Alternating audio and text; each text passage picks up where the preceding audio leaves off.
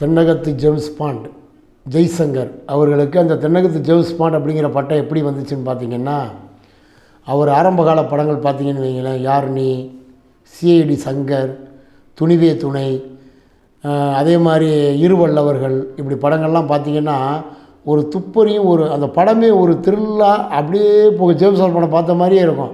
அடுத்து என்ன பண்ண போகிறாரு, இவர் என்ன பண்ண போகிறாருங்கிற மாதிரியே போய் முடியும். அதனால தான் அவருக்கு தென்னகத்து ஜேம்ஸ் பாண்ட் அப்படின்னு அந்த பட்டம் வந்துச்சு.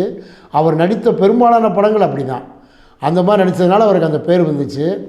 இன்னொன்று அவரோட சிறப்பு அம்சம் என்னன்னு கேட்டிங்கன்னா, அன்னைக்கு இருந்த திரையுலக அதாவது 64, 65 காலகட்டங்களில் மக்கள் திலக நடிகர் திலக நல்லா சூப்பர் ஸ்டாராக செயல்பட்டு கொண்டிருந்த காலத்தில் செட்டில் எப்படி இருப்பான்னு கேட்டிங்கன்னா, அமைதியாக இருக்குது. எம்ஜிஆர் இருக்கார், சிவாஜி இருக்கார், அதை பேசக்கூடாது இதை பேசக்கூடாது அப்படி இருக்கிற காலகட்டங்களில் இவர் சகஜ நிலைமைக்கு வந்ததில் ஹாய் எவ்ரிபடி கமான் அப்படின்னு ஜாலியாக பேசுவாராம்.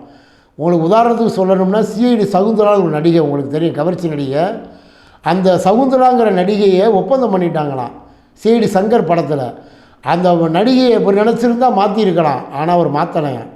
அந்த நடிகையை போட்டு அந்த படம் மிகப்பெரிய வெற்றியாகி அந்த ஈகோ இல்லாமல் பந்தா இல்லாமல் ப்ரொடியூசருக்கு லாபம் தரக்கூடிய ஒரு நடிகர்களில் நம்பர் 1 ஜெய்சங்கர். அவர் எப்படின்னு கேட்டிங்கன்னா, ஒரு படம் ஓடுதோ ஓடலையோ, ஓடினதுக்கப்புறம் கூட சம்பளத்தை பற்றி பேசவே மாட்டாராம்.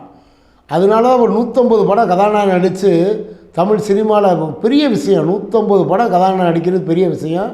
அந்த தென்னகத்து ஜேம்ஸ் பாண்ட் பட்டம் வாங்கி அவர் நடித்ததுக்கு காரணமே ப்ரொடியூசர்களை மதித்து பல ப்ரொடியூசர்களை உருவாக்கினார்.